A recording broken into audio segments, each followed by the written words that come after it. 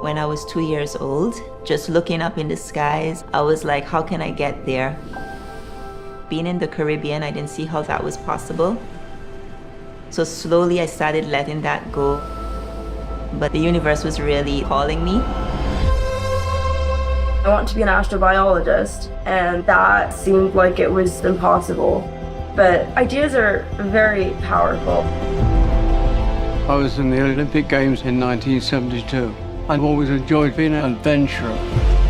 I was flying with my daughter and there was an ad that popped up. Would you like to become an astronaut? Would you like to go to space? And I said yes. John is one of the most incredible people I've ever met. The fact that he's been following this company for 18 years just for this moment, I think that's very special. For some reason, I seem to attract myself to these experiences. But when I got diagnosed with Parkinson's, I thought, well, that's it. They're not going to accept me. The fact that I'm now going to space with Parkinson's is completely magical. Virgin Galactic is breaking down barriers for space travel and scientific research. From the regulatory side to the engineering side, it's amazing to see all of these pieces come together. The new space age means diversity, imagination, and adventure all will have a home in space. We've built a space line, and now it's time to go.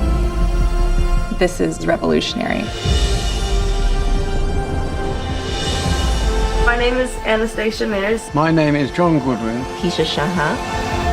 I'm the first person from Antigua to go to space. For me to go into space is hopefully inspirational to all people.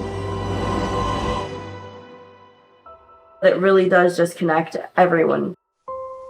This is for all of us. Space for all opportunity. We all need to get out of our comfort zone, try new things, to believe in ourselves.